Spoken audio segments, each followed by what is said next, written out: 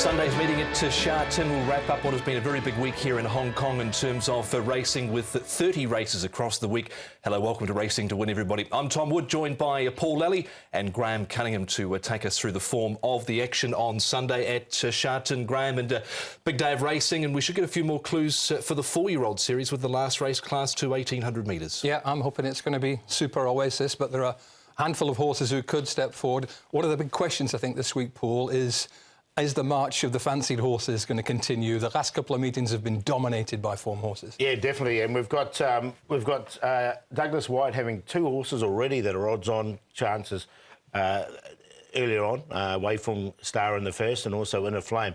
Both look nice, progressive young horses, so he could be in for a good day. Yeah, it should be a good afternoon of racing at Sha Tin. Quickly, Paul, any jackpots to touch on? Yeah, no jackpots at all here, but they all got one. All the money got one, but we can create new ones and give you plenty of good betting opportunities on Sunday. Yep, so 10 races coming up at Sha Tin Sunday afternoon. We've got 2 races on the all-weather.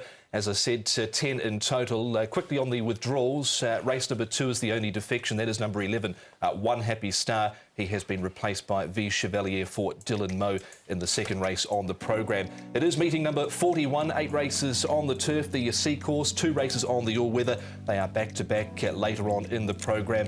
And race number 1 is Class 4 over 1,200 metres. A few first starters going round on the program as well.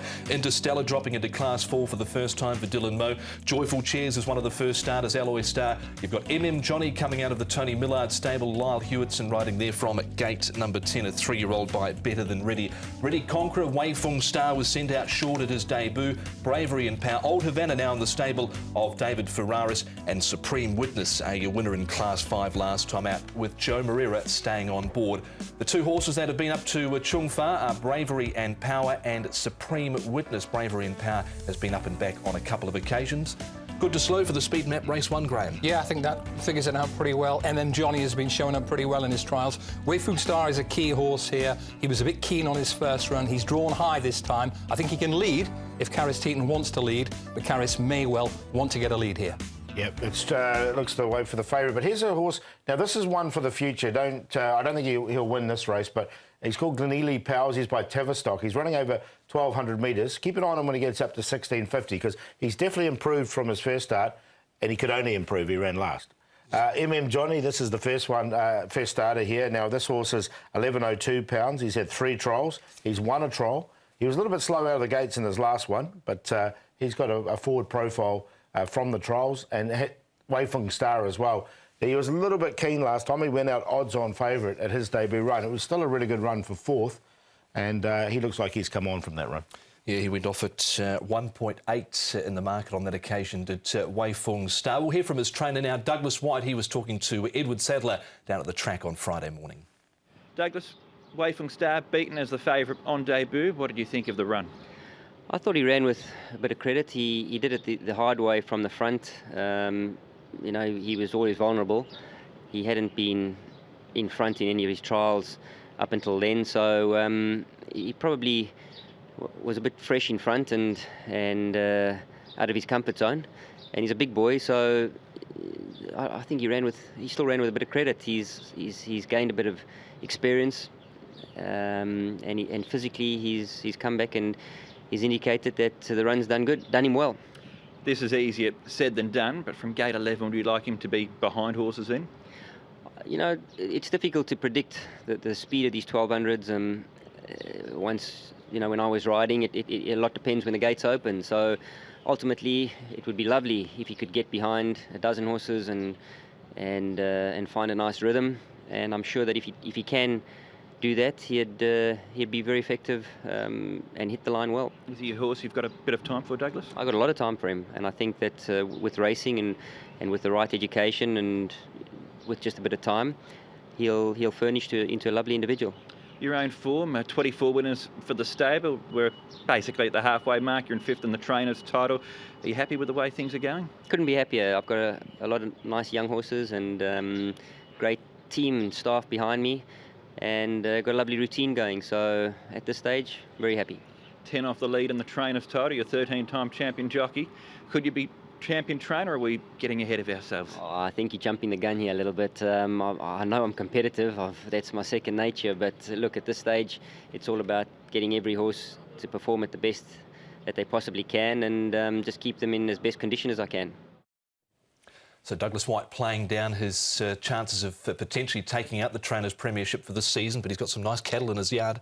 He has, and pretty much all the young horses of his that you see that win, you think, well, that's going to win at least one more. Yeah. So, and a couple of winners tomorrow and a few more in the next month or so, and that picture could start to look very feisty. Yeah, I think he's a good chance with this horse. He's learnt a lot from that debut run, and I quite like him, this Wei Feng Star. The great thing about Douglas with these young horses, who might be a bit immature, is he's got the chance to put some manners on them in the mornings, because as we saw there, he's riding this horse work, and he just needs to settle a bit. He's got more than enough ability to win one like this. Yes, he certainly does Wei Feng Star. We'll move on to the next runner we want to look at, and that is Ready Conqueror, coming out of the stable of Me Choi. Tony Picone picks up the ride. He's drawn gate number 7, and he lined up on the all-weather for the first time. Yeah, it wasn't a bad run from him. He was a little bit slow out, and he did get buffeted about at the start in this race.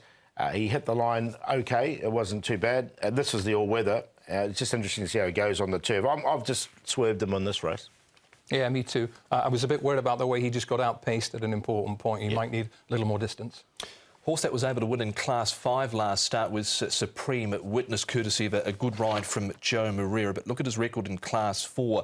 No wins, seconds or thirds from 19 starts. Is that the concern? It was exactly my concern, that he's a tidy horse in Class 5, but when he goes up a grade, he tends to struggle. Having said that, Sunday's race doesn't seem that deep, and he did it in willing style. This is 1,400 metres. He has got the speed for 1,200, but has he got the class? Yeah, that's the question. He's a big boy, isn't he? He's well over 1,200 pounds, old Supreme Witness. Another one that I haven't put in, but he won well enough last start. Yeah, interesting that Joe Moreira does stick with him. We've got a trial to show you now of MM Johnny and Joyful Cheers. Both of these are on debut. MM Johnny from the Millard stable.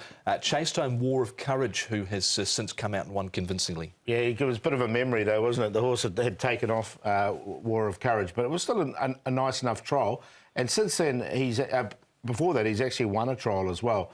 So, of the two, he's the one I prefer. Yeah, trials are all about connections and punters learning about horses. I watched that trial and thought that there wasn't much between the two at the line, but MM Johnny definitely went through that trial better. Yep, he was brought out of the Magic Millions sale for $180,000. But the favourite, Paul, is Wei Feng Star. He's at 1.8. Yeah, I had him on top last time. I'm going to stick with him because he was still in front with 100 to go last time. It was just inexperience and that pulling in the middle stages. And Douglas White's done a lot of work on him since. MM Johnny, from the first starters, will give him a chance. Breeze of Spring. Now, he's been going nicely. He's had the 7 starts. He's had a second, and it wasn't bad behind Fresh Power as well. And Cool Ace trialled really well before his debut run. It didn't go well for him. He ran 12th, didn't have the clearest of runs, but I've put him in on a minor line. 8, 6, 9, 4. Same numbers. Just shuffle the pack slightly for me. I'm not going to oppose the strong favourite here. Wei Feng Star has the class for a race like this. I like Breeze of Spring, Paul. I think his last race is a chuck out wide from a tough trip. MM Johnny's been showing up pretty nicely in trials, and Cool Ace is going OK for a race like this. Q, 8 with 4, 6 and 9, race 1. Yeah, very similar numbers for me, but my cue here are 8. But I have thrown in Supreme Witness. Interesting that Joe Moreira does stick with him at the bottom of the weights and maybe sees the spirit in the Class 5 can pay him a compliment.